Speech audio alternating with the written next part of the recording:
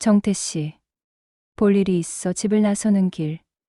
등 뒤에서 누군가 내 이름을 불렀다. 돌아보니 윗집에 사는 아줌마였다. 나이는 40대 중반이었지만 보통의 또래 아줌마들보다 훨씬 날씬한 몸매를 가지고 있었다. 게다가 그 나이대 아줌마들이 흔히 입지 않는 과감하고 섹시한 스타일의 옷을 즐겨 입어서인지 나이 들어 보인다는 인상은 별로 없었다. 이 아줌마와는 예전에 위층으로 이사 왔을 때 무거운 짐을 몇 번 옮겨다 준 것을 계기로 친해지게 되었다. 그 후로 가끔 맥주도 한 잔씩 기울이는 사이가 되었다. 아, 아줌마 안녕하세요. 어디 가시는 길이에요? 반갑게 인사를 건네자 아줌마도 환하게 웃으며 답했다. 응. 잠깐 일 좀 보고 집에 들어가는 길이에요. 정태 씨는 어디 가요? 네, 저 지금 친구 좀 만나러 나가려고요. 그렇구나. 아줌마는 고개를 끄덕이며 혼잣말처럼 말했다. 그러지 않아도 정태 씨한테 부탁 좀 하려고 했는데 마침 잘 만났네. 부탁이라는 말에 순간 망설임이 들었다. 친구와의 약속 시간도 빠듯했고 어떤 부탁일지 짐작도 가지 않았다. 아, 지금은 제가 시간이 좀 빠듯해서요. 솔직하게 말했다. 아줌마는 아쉬운 표정을 지으며 물었다. 그럼 저녁에는 시간 좀 내줄 수 있을까요? 저녁에요? 친구와의 약속이 언제 끝날지 알 수 없었다. 좀 늦어도 괜찮으시겠어요? 친구를 만나기로 해서 늦을지도 모르는데. 그런데 무슨 부탁이신데요? 혹시 꼭 오늘 해야 하는 일인가요? 조심스럽게 물었다. 아줌마는 잠시 생각하더니 말했다. 뭐, 꼭 그렇게 급한 건 아니지만 정태 씨한테 상담받고 싶은 게 있어서요. 늦어도 괜찮으니까 집에 오면 연락 좀 줄래요? 상담이라니 무슨 상담일까? 순간 궁금증이 일었지만 약속 때문에 더 자세히 물어볼 수는 없었다. 네, 그렇게 할게요. 집에 도착하면 연락드리겠습니다. 그래요. 재미있게 놀다 오시고. 이따 봐요. 네, 이따 봬요. 아줌마는 곧장 집으로 향했고 나는 상담이라는 단어가 머릿속에 맴도는 채 약속 장소로 발걸음을 옮겼다. 도대체 무슨 상담이기에 늦게라도 와달라고 하는 걸까? 친구와의 즐거운 만남이 끝나고 집으로 돌아온 이 시간은 벌써 새벽 1시를 훌쩍 넘긴 시각이었다. 피곤한 몸을 이끌고 집에 도착해 현관문을 열려는 순간 문득 낮에 아줌마가 연락을 부탁했던 말이 떠올랐다. 너무 늦은 시간이라 내일 아침에 연락을 드릴까 잠시 고민했지만 늦더라도 들러달라는 아줌마의 말이 마음에 걸렸다. 혹시 정말 급한 일이라서 그런 것일지도 모른다는 생각에 일단 집에 도착했다는 카톡 메시지를 보냈다. 저 집에 도착했어요. 아줌마, 혹시 아직 깨어 계세요? 카톡을 보내고 5분쯤 지났을까. 갑자기 초인종 소리가 울렸다. 띵동, 띵동. 늦은 밤에 누구지? 설마 아줌마인가? 이렇게 늦은 시간에 설마. 누구세요? 조심스럽게 물었다. 나야, 정태 씨. 문 너머로 익숙한 아줌마의 목소리가 들려왔다. 문을 열자 아줌마는 눈에 확 띄는 원피스를 입고 살색 스타킹을 신고 있었다. 평소 스타킹을 신은 여자에게 남다른 흥분을 느끼는 나로서는 늦은 밤에 스타킹 차림으로 나타난 아줌마의 모습이 묘하게 고맙게 느껴졌다. 하지만 동시에 왜 이렇게 늦은 시간까지, 그것도 집에서 스타킹을 신고 있는지 궁금증이 들었다. 많이 늦었네요. 멋쩍은 웃음을 지으며 말했다. 네, 친구랑 신나게 놀다 보니 시간이 이렇게 늦었네요. 어색한 웃음으로 대답하고는 바로 본론을 물었다. 그런데 무슨 일이신데요? 나 사실은 좋아하는 사람이 있는데 그 사람에게 내가 먼저 대시를 해볼까 해서. 남자는 어떤 걸 좋아하는지 물어보려고. 아, 그러시구나. 예상치 못한 이야기에 조금 놀랐지만 왠지 모르게 흥미가 생겼다. 그럼 어떻게 대시하실 생각이신데요? 자세히 묻자 아줌마는 쑥스러운 듯 머뭇거렸다. 아이, 정태 씨가 혹시 이상하게 생각할까 봐 좀 말하기가 그렇긴 한데. 말끝을 흐리는 아줌마의 모습이 왠지 모르게 안쓰럽게 느껴졌다. 당시에는 얼마나 답답하면 저럴까 싶어 더욱 적극적으로 도와주고 싶다는 마음이 들었다. 왜냐하면 아줌마와 나는 둘 다 배우자에게 상처받고 힘든 시간을 보냈다는 공통점이 있었기에 연애사에 대해서만큼은 서로에게 적극적으로 도움을 주기로 마음속으로 약속했었기 때문이었다. 물론 그때는 정말 순수한 도움의 의미로 생각했다. 괜찮아요. 저한테는 편하게 말씀하세요. 아줌마 이야기를 이상하게 생각할 리 없어요. 나는 아줌마를 안심시키려 노력하며 말했다. 그럼 내가 아무리 좀 이상한 얘기를 한다고 해도 나쁘게 보지 말고 그냥 편하게 듣고 상담 좀 해줘요. 알겠죠? 아줌마는 다시 한번 확인하듯 신신당부했다. 네, 그럴게요. 저도 아줌마를 도와드릴 수 있는 부분은 최대한 도와드릴게요. 진심으로 말했다. 아줌마는 심호흡을 한번 크게 하더니 조심스럽게 속마음을 털어놓기 시작했다. 사실은 내가 마음에 드는 남자가 하나 생겼어요. 그런데 정태 씨도 알다시피 내가 이혼을 했잖아. 그게 벌써 5년이나 다 되어 가거든. 네, 나는 차분히 고개를 끄덕이며 아줌마의 이야기를 경청했다. 근데 여자는 애를 한두 명 정도 낳고 나이가 좀 들면 욕구가 좀 강해진다고 하잖아요. 아줌마는 쑥스러운 듯 하지만 묘하게 당당한 표정으로 말을 이었다. 나는 갑작스러운 단어에 순간 당황해 얼굴이 붉어지는 것을 느꼈다. 시선을 어디에 두어야 할지 몰라 괜히 눈을 땅으로 내리깔았다. 아, 네. 어색하게 짧게 대답했다. 에구, 내가 너무 주책인가? 너무 이상한 얘기를 하나? 아줌마는 혹시 내가 불쾌하게 생각했을까? 걱정스러운 표정으로 물었다. 아니에요. 소재가 조금 그렇긴 하지만 아줌마 이야기니까 괜찮아요. 편하게 말씀하세요. 들어드릴게요. 어색함을 감추려 애쓰며 대답했다. 응, 고마워요. 아줌마는 다시 조심스럽게 말을 이었다. 그런 욕구가 자꾸만 생기는데 밤마다 허벅지를 꼬집어가면서 참고 또 참고 그렇게 겨우겨우 넘겨왔거든요. 아줌마는 마치 자신의 솔직함이 훈장이라도 되는 듯 더욱 당당하게 이야기를 이어나갔다. 그런데 이게 시간이 지나면 좀 줄어들 줄 알았는데 줄기는커녕 점점 더 심해지는 것 같아요. 그러다 갑자기 눈에 밟히는 남자가 생기니까 밤마다 그 남자 생각이 떠나질 않고 그 남자와 함께 뜨겁게 사랑을 나누는 상상을 자꾸 하게 돼서 네. 나는 점점 더 어색해져서 대답하는 것조차 힘겨웠다. 그 남자와 연인으로 발전하면 제일 좋겠지만 혹시 그게 어렵다면 엔조이 사이라도 되면 좋을 텐데 그래서 그 남자가 먼저 나한테 적극적으로 대시하게 만들고 싶단 말이에요. 아줌마는 드디어 숨겨왔던 속마음을 완전히 드러냈다. 아, 네. 결국에는 그 남자가 먼저 아줌마한테 마음을 표현하고 적극적으로 다가오게 만들고 싶다는 말씀이시군요. 아줌마의 말을 다시 한번 정리하며 확인했다. 어떻게든 내 마음을 알아주기만 한다면. 아줌마는 붉어진 얼굴로 덧붙였다. 그런데 아줌마, 여자들도 그렇지만 남자들도 개인적인 취향이라는 게 있어서 제가 아줌마께 어떤 조언을 드린다고 해도 그분이 반드시 아줌마를 좋아하게 될 거라는 보장은 없어요. 현실적인 어려움을 솔직하게 지적했다. 괜찮아요. 그러니까 정태 씨가 계속해서 좀 알려줘요. 일단 정태 씨가 하라는 대로 한번 시도해보고 효과가 없으면 다음번에는 다른 스타일로 또 그것도 안 되면 또 다른 스타일로 계속 여러 가지 방법을 시도해보면 언젠가는 그 남자도 넘어오지 않겠어요? 아줌마는 포기하지 않겠다는 듯 굳은 의지를 보였다. 아, 그럼 아줌마 말씀하신 대로 그렇게 도와드릴게요. 우선 처음에는 어떤 스타일로 접근하는 게 좋을 것 같으세요?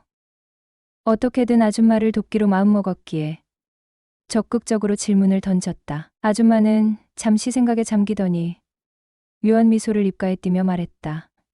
일단 정태 씨가 제일 좋아하는 스타일로 먼저 시작해보는 게 어떨까? 뭔가 분위기가 묘하게 흘러가는 듯한 느낌이 들긴 했지만 그때까지도 나는 순진하게 아줌마도 좋은 사람을 만나 행복해질 수 있다면 아니 하다못해 그동안 쌓인 욕구라도 해소할 수 있다면 좋지 않겠는가? 라는 생각에 아줌마를 돕는 일에만 정신이 팔려 있었다. 그럼 제가 좋아하는 스타일은요. 스타킹을 신는 스타일이 좋아요. 솔직하게 내 취향을 밝혔다. 어머, 마침 나 지금 스타킹 신고 있는데. 살색 스타킹. 아줌마는 기다렸다는 듯 당연하게 대답했다. 그리고 옷은 살짝 비치거나 몸에 딱 달라붙는 타이트한 옷을 입으면 더 좋을 것 같아요. 구체적인 스타일을 덧붙여 설명했다. 그럼 우리 방에 가서 내 옷들을 보면서 정태 씨가 직접 골라줄래요? 어떤 옷이 좋을지 정태 씨가 직접 골라주는 게 훨씬 더 정확할 것 같은데. 아줌마는 묘한 눈빛으로 나를 바라보며 제안했다. 아줌마 방에 들어가도 괜찮을까요? 살짝 망설이며 조심스럽게 물었다. 괜찮아. 집에 아무도 없어. 수진이는 오늘 친구 집에서 자고 온다고 했으니까. 지금 집에는 나 혼자뿐이야. 그러니깐 정태 씨가 직접 옷을 보면서 꼼꼼하게 골라주는 게 훨씬 더 좋을 것 같은데. 아줌마는 거의 반강제로 내 팔을 잡아 끌며 말했다. 결국 나는 아줌마의 손에 이끌려 2층 아줌마의 집으로 발걸음을 옮겼다. 아줌마의 방 안으로 들어서는 것은 처음이었다. 현관을 지나 안방문을 열고 들어서자 퀸 사이즈 침대가 큼지막하게 놓여 있었다. 침대 발치에는 커다란 장롱이 자리 잡고 있었고 침대 옆에는 화려한 화장대가 놓여 있었다. 아줌마는 망설임 없이 장롱 문을 활짝 열어 젖혔다. 자, 여기 옷 많으니까 한번 쭉 봐봐. 어떤 옷이 좋을지 한번 골라줘. 아줌마는 옷장 안을 가득 채운 다양한 옷들을 손으로 가리키며 말했다. 나는 옷장 안을 꼼꼼히 훑어보았다. 화려한 무늬의 원피스부터 섹시한 레이스 블라우스, 몸에 착 달라붙는 타이트한 스커트까지 정말 다양한 스타일의 옷들이 빼곡하게 걸려 있었다. 이 원피스 괜찮을 수도 있겠네요. 제가 좋아하는 스타일 기준으로 본다면 이런 종류의 원피스도 꽤 괜찮을 것 같아요. 몇 벌의 옷을 골라 아줌마에게 보여주며 말했다. 그래? 그럼 내가 한번 입어볼까? 아줌마는 내가 고른 원피스 중 한 벌을 집어들고 물었다. 아줌마가 옷을 갈아입을 수 있도록 나는 잠시 거실로 나가 있겠다고 말했다. 어색한 침묵 속에서 괜히 TV 채널만 의미 없이 돌리며 어색한 시간을 보냈다. 얼마나 시간이 흘렀을까? 한 5분쯤 지났을 무렵 아줌마가 옷을 갈아입고 다시 거실로 나왔다. 어때? 아줌마는 쑥스러운 듯 하지만 한편으로는 기대에 찬 눈빛으로 나를 바라보며 물었다. 아줌마가 입고 나온 원피스는 내가 골라준 옷들 중에서도 가장 눈에 띄는 디자인이었다. 어깨 라인이 훤히 드러나는 오프숄더 스타일이었고 가슴골이 살짝 드러나는 깊은 브이넥 디자인이었다. 몸에 착 달라붙는 타이트한 디자인 덕분에 아줌마의 날씬한 몸매가 더욱 도드라져 보였다. 괜찮네요. 네. 정말 잘 어울리세요. 제가 딱 좋아하는 스타일이에요. 일단 이렇게 입고 그분 만나보시고 혹시 반응이 시큰둥하면 그때는 다른 스타일로 다시 한번 시도해보죠. 나도 모르게 감탄하며 목소리가 살짝 높아졌다. 아줌마는 만족스러운 듯 고개를 끄덕였다. 그러더니 갑자기 얼굴을 붉히며 쑥스러운 듯 조심스럽게 물었다. 그럼 혹시 내가 이 모습으로 어떤 말 한마디 건네면 좋을까? 딱 듣고 바로 넘어올 만한 그런 멘트 같은 거 없을까? 라고 말하며 얼굴을 붉혔다. 바로 그 순간 머릿속에 경고등이 켜지듯 정신이 번쩍 들었다. 아줌마의 묘한 미소, 끈적끈적한 시선, 그리고 계속해서 강조했던 정태 씨가 좋아하는 스타일이라는 말. 모든 퍼즐 조각들이 머릿속에서 하나둘씩 맞춰지면서 아줌마가 그 상담이라는 그럴듯한 핑계를 대고 나를 꼬시려고 했던 것이라는 사실을 그제야 비로소 깨닫게 되었다. 얼굴이 순식간에 화끈거리고 심장이 미친 듯이 쿵쾅거리기 시작했다. 아줌마, 설마 아줌마가 꼬시려고 했던 그 남자가 저였어요? 떨리는 목소리를 겨우 진정시키며 조심스럽게 물었다. 아줌마는 더 이상 숨길 필요 없다는 듯 오히려 기다렸다는 듯 환하게 웃으며 솔직하게 털어놓았다. 맞아. 드디어 눈치챘네. 이제야 알았어요. 아줌마의 솔직한 고백을 듣는 순간 오히려 묘한 흥분과 짜릿함이 온몸을 휘감았다. 일단 내가 그토록 원하던 스타일로 완벽하게 꾸며진 아줌마를 눈앞에서 직접 마주하니 왠지 모르게 아줌마를 완전히 내 스타일의 여자로 만들어 소유하고 싶다는 욕심이 솟구쳐 올랐다. 저랑 진지하게 연애하고 싶으세요? 용기를 내어 단도직입적으로 물었다. 아줌마는 더욱 굵어진 얼굴로 수줍은 듯 하지만 확신에 찬 눈빛으로 고개를 끄덕였다. 정태 씨의 여자가 되고 싶어요. 정말로요? 기대와 설렘, 그리고 약간의 불안감이 뒤섞인 복잡한 감정으로 다시 한번 확인했다. 정말 그렇구나. 그럼 이제부터 저 아줌마한테 반말해도 돼요? 순간적인 장난기가 발동하여 능글맞게 물었다. 아줌마는 얼굴을 더욱 굵게 물들이며 거의 귓속말로 작게 속삭였다. 그래도 돼. 솔직하게 말해줘요. 언제부터 나 꼬시려고 마음먹고 있었어요? 오랫동안 궁금했던 점을 직접적으로 물었다. 아줌마는 쑥스러운 듯 그러나 행복한 미소를 지으며 속삭였다. 글쎄, 벌써 6개월도 넘은 것 같아. 정태 씨가 예전부터 나 스타킹 신을 때마다 내 다리를 뚫어져라 빤히 쳐다보는 거 몇 번 봤거든. 그때 정태 씨가 스타킹 엄청 좋아하는 것 같다는 느낌이 딱 왔어. 그래서 그 뒤로는 혹시라도 정태 씨 마주칠 때 나도 모르게 계속 스타킹 신고 다니게 되더라. 언제 어디서 우연히 마주칠지 모르니까. 그럼 오늘 밤에도 이 늦은 시간까지 스타킹 계속 신고 있었던 게 혹시 전부 다 저 때문이었어요? 믿기지 않는다는 듯 놀라움을 감추지 못하며 되물었다. 당연하지. 전부 다 정태 씨 때문이었지. 아줌마는 부끄러운 듯 그러나 세상에서 가장 행복한 미소를 지으며 수줍게 대답했다. 이쯤 되니 아줌마는 완전히 수줍음 많은 소녀에서 적극적인 여인으로 변모하기 시작했다. 얼굴은 이미 불다 못해 터질 것처럼 빨갛게 달아올라 있었지만 촉촉하게 젖은 눈빛은 그 어느 때보다 뜨겁게 타오르고 있었다. 나는 결혼을 한 지 이제 겨우 4년이 지난 신혼인데도 주말 부부로 살아야 하는 고달픈 인생이었다. 아내는 아내대로 서울 근교에서 공직 생활을 하고 나는 결혼 직후 지방으로 발령을 받아 3년간 타지 생활을 하다 1년 전 다시 본사로 복귀하였으니 신혼 초에 서글픈 이중 생활을 하고 있는 부부였다. 내 나이 이제 30하고도 넷을 먹은 혈기 왕성한 남자이다. 20대 중반부터 4년 가까이 공무원 시험을 준비하던 아내가 결혼 직후 이번이 마지막이라며 시험에 응시를 하였는데 턱하니 합격을 하여 경기도 어느 작은 도시로 발령나면서부터 주말 부부 생활이 시작이 되었다. 형편만 되면 아내와 함께 타지에서 같이 생활을 하고도 싶었지만 내가 다니는 회사와 워낙 거리가 멀었고 아내도 자기 직업에 애착을 가졌기에 아내가 근무지 이동될 때까지만 주말 부부로 살기로 약속을 한 것이다. 하지만 지방직 공무원이라 인사교류 신청을 통해 서로 근무지를 맞바꾸는 형식으로 이루어지는 거라 정근이 쉽지만은 않았다.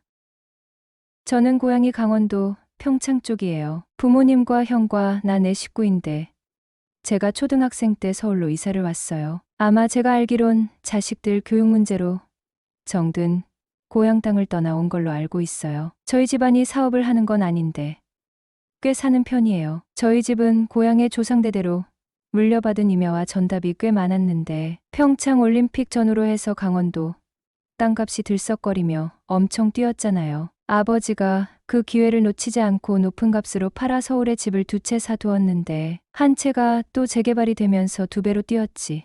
뭐예요.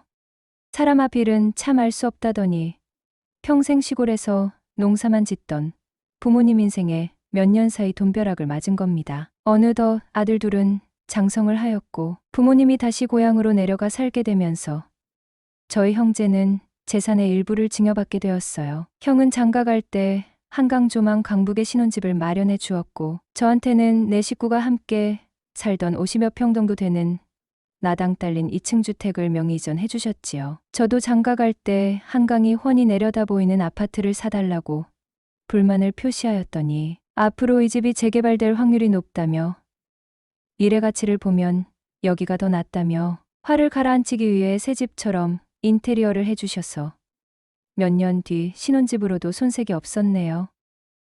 아내와는 결혼 3년 전 소개팅으로 처음 만났죠. 소개팅 시켜줄 때 주선자와 저는 굉장히 친한 친구이고 서로 할 말 못할 말 다 하는 친구였어요. 근데 그 주선자 친구가 소개팅하기 전날 밤 전화로 하는 말이 내 이상형에 딱 맞는 여자다. 하지만 연애만 하고 절대 결혼은 하지 말아라. 이 말을 처음 들었을 때는 웬 미친 소린가 싶어서 세계임이 임급 여신 아니면 각오하라고 장난식으로 말하며 전화를 끊었습니다. 지금 와서 생각해보니 왜 그때 친구의 말을 듣지 않았는지 참 후회스럽기도 하네요. 그녀를 처음 본 날 카페 창가 자리에 상반신을 약간 기대어 햇빛을 쬐고 있는 아내를 처음 본 순간 아내가 너무 예뻐서 아름다워서 눈을 떼지 못하고 그 자리에서 멍하게 서 있었어요. 아내가 저를 보며 살짝 웃는데 이때 아내에게 너무 반해버렸던 것 같아요. 아주 오래전 일인데 이 첫 만남은 아직도 기억에 남네요. 아내와 대화하면서도 많이 놀랐어요. 아름다운 얼굴에 세련된 옷차림, 명문대에 지적이면서 도도한 아내에게 첫 만남부터 푹 빠져 있었죠. 그렇게 해서 아내와 만나게 되었는데 만날 때부터 아내가 보통 여자들과 다르구나 느꼈습니다. 아내를 이렇게 표현하면 안 되지만 이 방법밖에 표현할 길이 없네요. 아내는 여우도 따라가지 못하는 구미호의 속물이었어요. 만날 때마다 옷, 머리 스타일, 구두, 가방, 액세서리를 한 번도 똑같이 하고 나온 적이 없었죠. 솔직히 아내가 잘 사는 집이 아닌데 이상하다 생각했지만 이때 아내를 너무 좋아했고 워낙 꾸미는 것을 좋아해서 많이 사나 싶었습니다. 지금에서야 알고 보니 저와 사귈 때 다른 남자도 만나 용돈 받고 선물을 받았더라고요. 연애 시절엔 아내한테 미쳐 있었어요. 3년 사귀면서 권태기는 오지도 않았거든요. 아내는 만날 때마다 뭔가 달라져 있었고 언제나 다른 매력이 있었어요. 언제는 도도하게 언제는 청순하게 어떨 때는 애교 있게 저를 가지고 노는 듯한 느낌도 들고 어쩔 땐 너무나 사랑스럽게 행동하기도 하면서 팔색조 같은 매력에 남자 다루는 솜씨가 보통이 아니었죠. 언제나 도도했지만 명품이나 용돈 달라고 할 때는 안 부리던 애교를 부리면서 받고 나면 또 도도하고 참 대단했어요. 아내를 다른 남자에게 빼앗기고 싶지 않아 다이아몬드를 끼워주고 엄청난 이벤트를 하면서 청혼했네요. 하지만 아낸 청혼을 받을 듯 말 듯 애간장 태우게 하면서 시간을 달라 하더군요. 그 뒤로 하루하루가 참 미쳐버릴 뻔했습니다. 청혼을 너무 일찍 했나 후회했고 아내가 헤어지자고 할까봐 불안하고 한 사흘 뒤 밤에 전화가 오더군요. 저희 집 앞이라고 나오라고. 집 앞 벤치에 앉아있던 아내는 밤이라 그런가 그날따라 되게 더 이뻐 보이더라고요. 아내는 저를 보자 울면서 저에게 안기며 말할 게 있다고 하더라고요. 아내를 안으며 무슨 말이냐고 물어보자 자긴 아기가 싫다고 낳기 싫다고 아기를 안 가질 수 있는 나와 결혼할 수 있냐고 물어보더라고요. 저도 아이를 그렇게 좋아하는 편도 아니었고 아예 안 가져도 괜찮다고 아내한테 말하면 아내와 결혼할 수 있을 것 같아 괜찮다고 말하고 결혼했어요. 결혼하고 몇 개월은 참 행복했네요. 하지만 그 행복은 오래가지 못했어요. 하루는 아내가 4년 가까이 공무원 시험을 준비했던 시간이 너무 아깝다고 하소연했어요. 그래서 마지막으로 딱 한 번만 더 시험을 봐보겠다고 하더군요. 속으로 그래, 해봐라 싶었죠. 아무리 명문대 출신이라지만 결혼 준비 핑계로 빈둥거리며 제대로 공부도 안 한 사람이 붙을 리가 없다고 생각했거든요. 최근에는 책 펼쳐보는 꼴도 못 봤으니 당연히 떨어질 거라고 예상했죠. 그런데 이게 웬일입니까? 아내가 덜컥 합격해 버린 거예요. 결국 결혼한 지 1년 만에 주말부부 신세가 되었죠. 하지만 아내의 외도 사실을 알게 된 건 작년 12월이었어요. 어느 날 밤 잠자리에 들렸는데 모르는 번호로 전화가 왔어요. 아내 친구 영숙 씨였죠. 아내와 제일 친한 친구인데 딱히 미인은 아니지만 쇼컷 머리에 키도 크고 왠지 남자들에게 인기가 많을 것 같은 볼륨감 넘치는 여자였어요. 그런데 영숙 씨 남편은 나이가 무려 10살이나 많았죠. 전화를 받으니 영숙 씨가 다짜고짜 정태 씨, 수진이가 제 지인이랑 바람났는데 이혼하실 거예요? 하고 폭탄 발언을 하는 거예요. 갑자기 무슨 소리냐? 믿을 수 없다고 했더니 그녀가 서럽게 울기 시작하더니 사실은 바람난 그 지인이 바로 자기 남편이라고 털어놓는 거예요. 영숙 씨도 저희랑 비슷한 시기에 결혼했고 2살 된 아이도 있었는데 아내와 영숙 씨 남편이 무려 1년 넘게 불륜 관계를 이어왔다는 거예요. 말도 안 된다고 생각했어요. 왜냐하면 그 남자는 저보다 8살이나 많은 40대 아저씨였거든요. 그래서 불륜을 증명할 증거라도 있냐고 물었더니 2사람이 주고받은 카톡 내용을 캡처해서 보내주는데 그 내용이 정말 충격적이더군요. 영상통화하면서 은밀한 짓을 하자는 내용. 차라리 가끔 만나니 더 애가 탄다는 내용. 남편보다 자기가 더 좋았냐는 둥. 정말 눈뜨고는 참아 볼 수 없을 정도였어요. 3살 버릇 80까지 간다더니 유부녀가 되면 남자한테 끼 부리는 건 자연스럽게 없어질 줄 알았는데 아내는 절대 고칠 수 없는 사람이었나 봐요. 그럼 제가 뭘 더 바라겠어요. 그날 이후부터 불륜 증거를 수집하기 위해 영숙 씨와 자주 통화하고 서너 번 만나기도 하면서 결국 불륜 현장을 직접 목격했고 2 커플은 순조롭게 이혼 수순을 밟게 되었죠. 이혼 후 텅 빈 집에 들어서니 마음까지 휑한 기분이 들었어요. 그래서 2층에 새를 놓기로 하고 새로운 세입자를 기다렸죠. 얼마 후 묘하게 요염한 분위기를 풍기는 아줌마가 이사를 왔어요. 40대 후반이라고는 믿기지 않을 만큼 쭉 뻗은 각선미에 예쁘장한 얼굴은 모르는 남자가 길 가다 마주치면 열의 9은 뒤돌아볼 만큼 매력적인 여인이었죠. 원래 나이 많은 여자는 쳐다보지도 않겠다고 생각했지만 그녀 앞에서는 그런 다짐이 맥없이 무너져 내렸어요. 사실 세입자를 엄청 가렸어요. 식구 많은 집은 안 되고 반려견도 안 되고 조건이 꽤 까다로웠죠. 대신 월세를 좀 싸게 받겠다고 했어요. 돈이 필요했던 건 아니었으니까요. 그런데 딱 그녀가 나타난 거예요. 이혼하고 19살 수험생 딸과 단둘이 산다고 하길래 부동산에 내놓은 지 3개월 만에 계약을 했죠. 어느 날 퇴근길 그녀가 양손 가득 짐을 들고 힘겹게 걸어가는 모습이 보였어요. 저도 모르게 발걸음이 그녀에게 향했고 짐을 들어주겠다고 나섰죠. 아주머니, 짐이 무거워 보이는데 제가 좀 도와드릴게요. 어머, 고마워요. 정태 씨, 안 그래도 되는데 너무 미안해서 어쩌나. 같은 집에 사는데 뭐려. 이럴 때 서로 돕는 거죠. 고마워요. 정태 씨가 그렇게 말해주니 왠지 든든하네요. 생각보다 짐은 꽤 무거웠어요. 저는 씩씩하게 무거운 짐들을 번쩍 들어 올려 하나씩 현관문 앞까지 옮겨 놓았죠. 반팔 셔츠는 땀으로 흠뻑 젖었고 구릿빛 팔뚝에서는 땀방울이 뚝뚝 떨어졌어요. 어머, 땀 좀 봐요. 그녀가 제 얼굴에 흐르는 땀을 닦아주려고 손을 뻗으며 말했어요. 어머, 이 땀 좀 봐. 이대로 그냥 보내면 너무 미안한데 잠깐 땀이라도 식힐 겸 시원한 음료라도 한잔하고 가요. 예상치 못한 그녀의 손길이 얼굴에 닿는 순간 묘한 분위기가 감돌았어요. 그런데 갑자기 그녀가 정태 씨. 겉보기엔 완전 샌님인 줄 알았더니 어머, 팔뚝 굵은 것 좀 봐. 하면서 신기한 거라도 발견한 듯 웃음을 터뜨리는 거예요. 이상하게도 그 순간 생각지도 못한 짜릿한 전율이 온몸을 훑고 지나가는 것처럼 살짝 떨려왔어요. 순간 저조차도 놀랐죠. 이 느낌은 대체 뭐지? 왜 자꾸 설레는 거야? 그럼 집 안까지 짐 들여놓을게요. 그래주면 나야 고맙지. 그녀가 현관문을 활짝 열었어요. 말투는 어찌나 상냥하고 애교가 넘치는지 그때 딱 보통 여자는 아니구나 싶었어요. 그녀와 거실 소파에 나란히 앉아 이런저런 이야기를 나누었어요. 그러다 자연스럽게 이혼 이야기가 나왔고 서로 재혼은 언제 할 거냐는 질문이 오갔죠. 정태 씨는 직장도 좋고 이렇게 좋은 집도 있는데 하루라도 빨리 새 출발하셔야죠. 말도 마세요. 얼굴만 보고 결혼했다가 뒤통수를 제대로 맞아서 상처투성이네요.